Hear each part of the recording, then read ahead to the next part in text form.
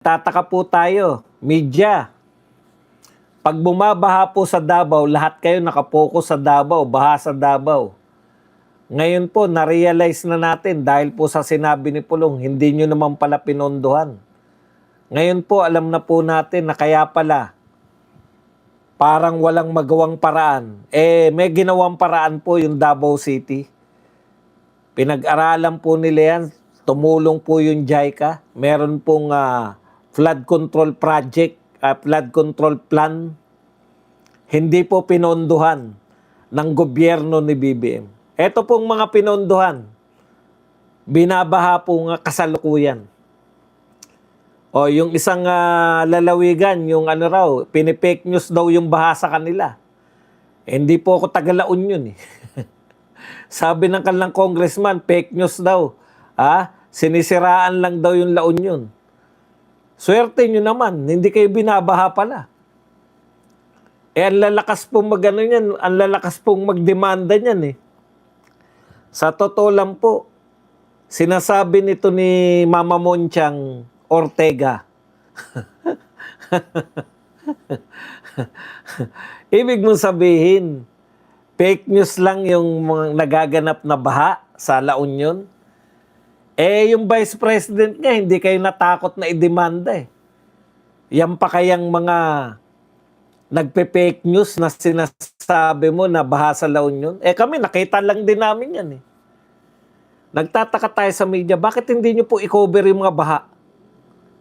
May gag order ba para hindi nyo ipakita yung mga baha sa tao? Naalala ko lang po, bigla ko lang naisip, yung isang araw na nabarahan po yung EDSA. Dahil po nagrally tong mga Iglesia ni Cristo. Galit na galit kayo, di ba? Galit na galit yung media. Bakit daw babarahan yung EDSA? Ang dami raw dumadaan dyan. Pero wala po nagagalit pagka bumaha sa EDSA. Wala nagagalit pag yung pinagawa ng bilyon ni Dizon. Bilyon ang pinagawa sa rehab. Sira agad. Hindi kayo nagagalit. Tindi talaga ng mga media natin. Halatang halata talaga kayo na hindi kayo bayaran.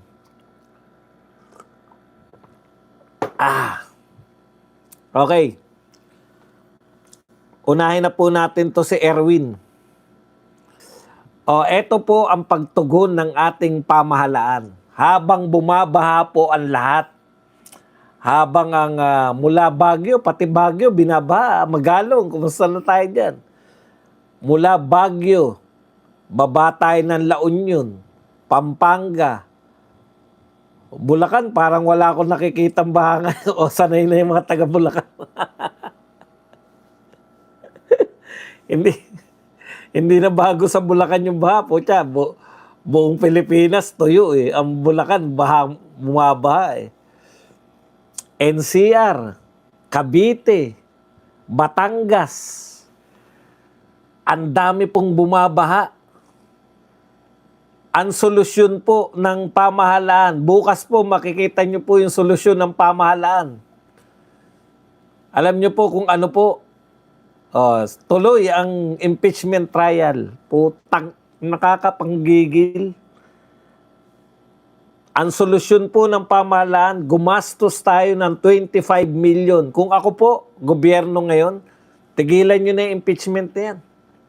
I-atras nyo na yan. Wala naman pala kayong ebidensya. Totoo po, wala naman po talagang ebidensya mga yan.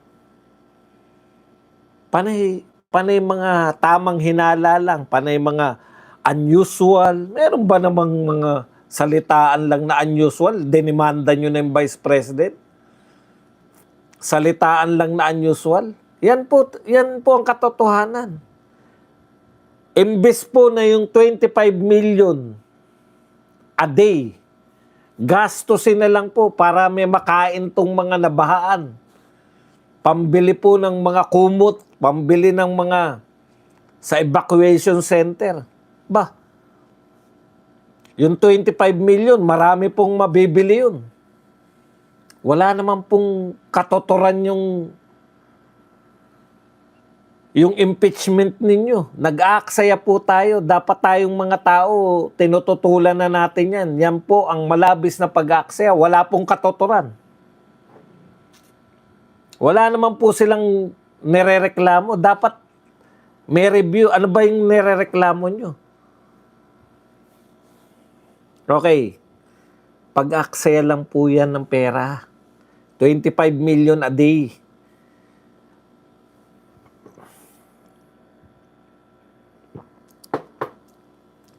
Pukosan po natin, itulong po natin yung 25 million a day.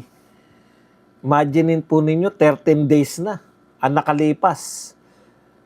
250 million yung 10 araw plus 75. 325 na po. 325 million na po ang nagagastos natin dyan sa lintik na impeachment na yan. Hindi po makatarungan. Okay po yan na gumastos tayo sa kung ang hinahabol po natin ay trilyon na ginastos sa flood control. Eto po, 125 lang yung hinahabol yung pera eh.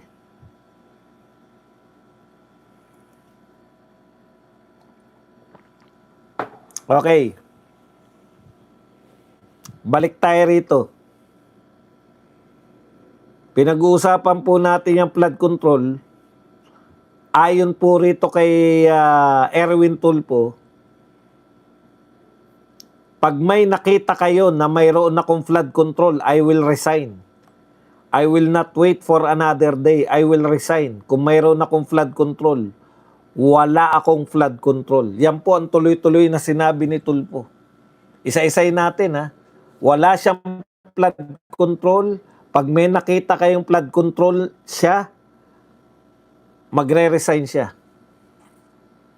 Galing, no? Palakpakan muna natin si Erwin. Gusto ko yung mga ganyang salitaan.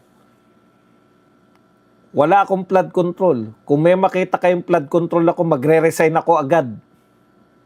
Wala nang salitaan. Hindi na ako maghihintay ng kinabukasan. Resign agad. Pag may nakita kayong flood control. Ayos. Parang ako yan eh. New Year's resolution mo ba dong? Hindi na ako maninigarilyo. Binatukan ako ng misis ko eh. Bakit? Hindi ka naman talaga naninigarilyo. Bakit yan yung New Year's resolution mo? Erwin Tulfo, ang binibintang sa'yo, hindi may flood control ka ba o wala? Walang nagbibintang sa'yo. Nireview ko rin eh, kasi nalito ko eh. Teka, ano ba sinasabi nitong tao na to? Parang wala naman ako natandaan na pinagbintangan siyang may flood control. Alam niyo yun? Sinasagot mo yung hindi namang ibinibintang sa'yo. Ano ba yung inakusa sa kanya? Etong inakusa sa'yo eh. Nireview lang natin. Ayon sa salaysay ng isa sa mga miyembro na si Bernard Gumban, personal di umano siyang naghatid ng mga maleta ng pera sa bahay ni Tulfo sa Green Hills, San Juan. Sa unang pagkakataon, 2 maleta ang dinala, habang 6 na maleta naman sa ikalawang pagkakataon. Ano ba yung pinagsasabi mo may flood control ka? Ang sinasabi sa'yo, Tulfo, ang binibintang sa'yo, dinilibiran ka ng maleta. 8 maleta. Parang, pasensya ka na, senador ka. Pero munta nga yung mga katwiran mo eh.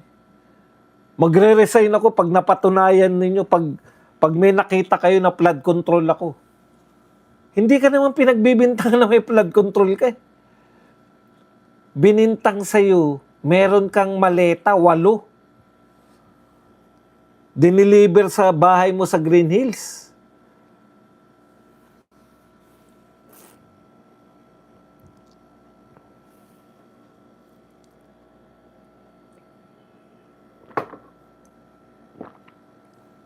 Talagang kasinungalingan yun. Wala naman nagbibintang sa kanya na may flood control siya. Iba yung sinasagot mo sa mga bintang sa'yo. Okay.